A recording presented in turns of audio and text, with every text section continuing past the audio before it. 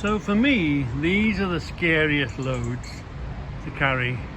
20 footers in the middle of your trailer. You can see, look, I'm running at 42 tons, so that could be 2 ton heavier. There's 26 ton in there, but the box itself weighs 2 tons, so I've got 28 and a half ton sitting in the middle of the trailer. Yeah, so for me, these are the scariest ones. These are the scariest ones to be moving around. So you remember the other day we did a container revisited, we did a container drop video, container drop revisited, and that was Matt. Anyway, Matt was training at the time, and of course, you know, knocking a container off is a big sin. And it wasn't his fault, it was the ground that broke underneath him. Anyway, he was in big trouble, you know what I mean? Obviously, if you weren't there, if you were a person in the office, the manager, all you know is there's a box on the floor, and that's one of the biggest sins you can commit. So anyway, and Matt was telling me, he was in big trouble over it, and I said, well, I've got the film of it. You weren't doing anything you shouldn't ought to have done, and you can see actually that the hole in the ground is what caused the trouble.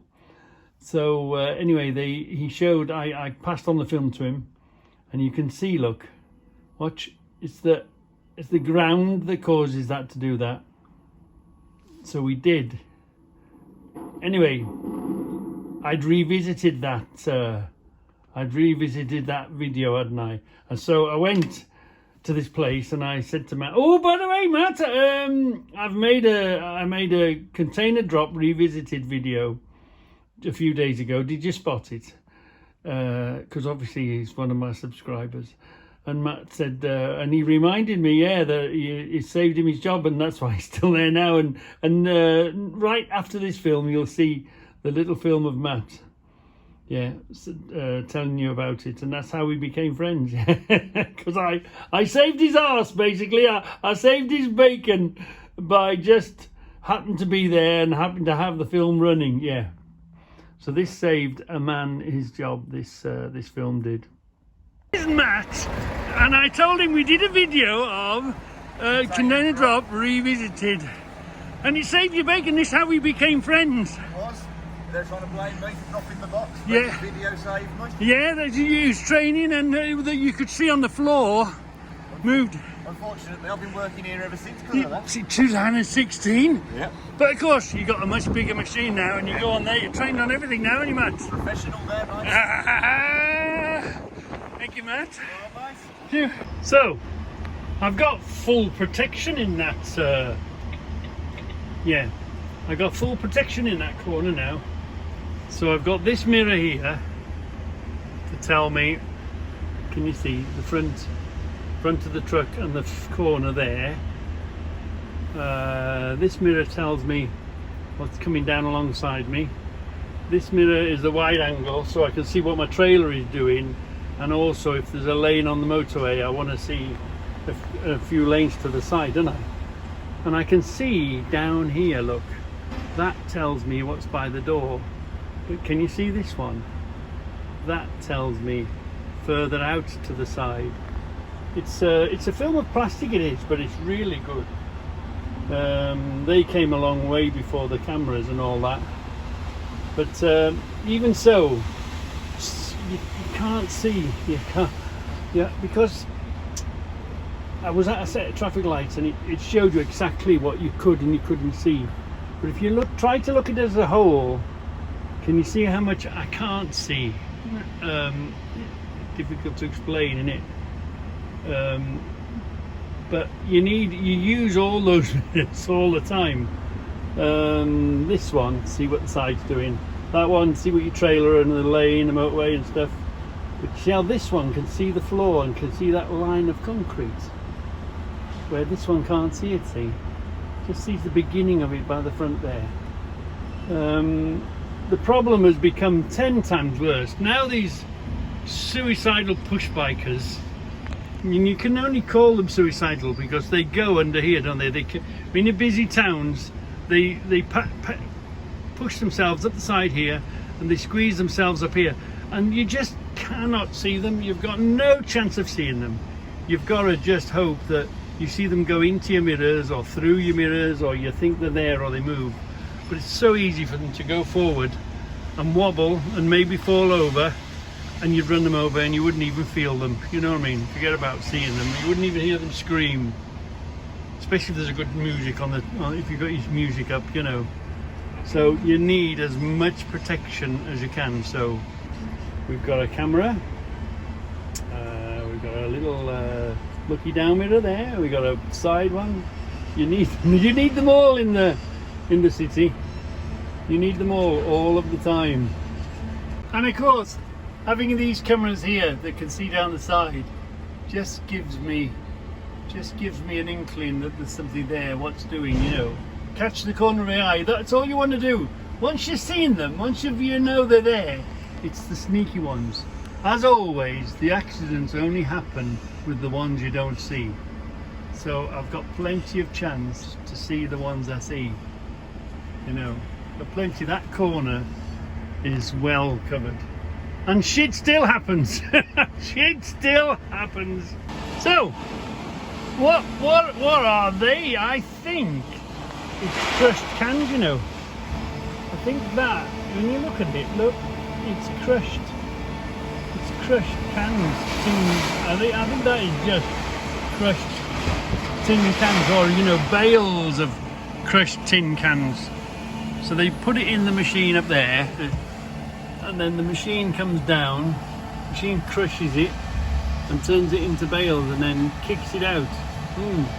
But yeah, what is that? That is, because they do a lot of parts from factories here, you know. You know, what's it called, clipping, you know, in the automotive parts. They do a lot of automotive parts here. And I thought it was that, just, you know, metal twisted and whatever, but now these are tins. And this is compressed tins. What space would that take if you didn't turn it into bales? And what pressure does it take to squash them like that? How many tons of pressure does it take to squash a whole, to create a bale of stuff? I don't know. Just very interesting. Very, very interesting. Just a quickie, can you see? Can you see now? Can you see what you can see in one car but you can't see in the other? What bits of it you can see, what bits of it you can't see. So here's an ideal opportunity for us to watch. What's this now? Imagine this guy's a push biker. Although he's going the other way now, watch him. Disappear. There's he in. There he is. Did you see him? Did you see how easy that was to disappear under there? So if he was a push biker, he'd be the same. I'm waiting for someone to walk the other way, maybe a bit slower, and we'll see again. I'll get that home and frame forward it. But did you see, he was just purely walking. So imagine he was a push biker, completely disappeared. Oh, we've got somebody walking. Do you see them? Let's watch him disappear. Imagine that's a push bike. Watch him disappear. Watch him disappear out of the mirrors and in the other. Look here, gone out the top one, gone out the bottom one. He's in the side one. He's completely disappeared under the truck, and there he is. Look. Can you see? Can you see how you need all your mirrors? So here we are again. Look. Watch the mirrors. This guy's walking. Watch him completely disappear that way. Plastic bottom one first. See how you can get. You see, you've got, if that was a push bike, you ain't got much time to deal with him, have you, to catch him? Here we go again now. Look, we've got someone approaching us. Right, so we've got them. Right, they'll walk out of one mirror. This is how you need all your mirrors. Watch, you walk out that top one and he'll appear in the bottom one.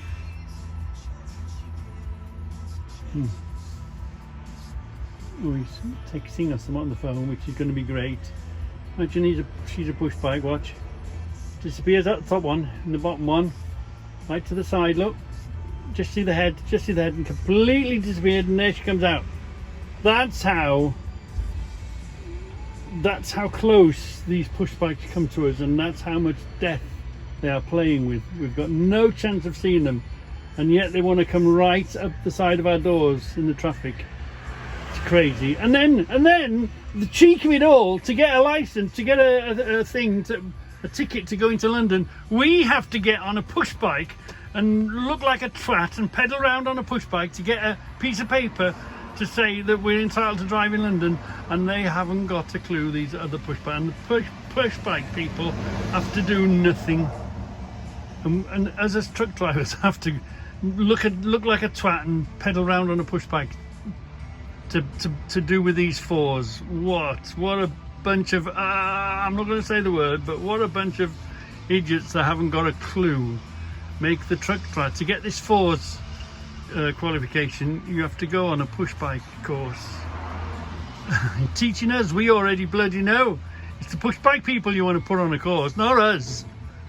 Bloody idiots, aren't they, these fours people?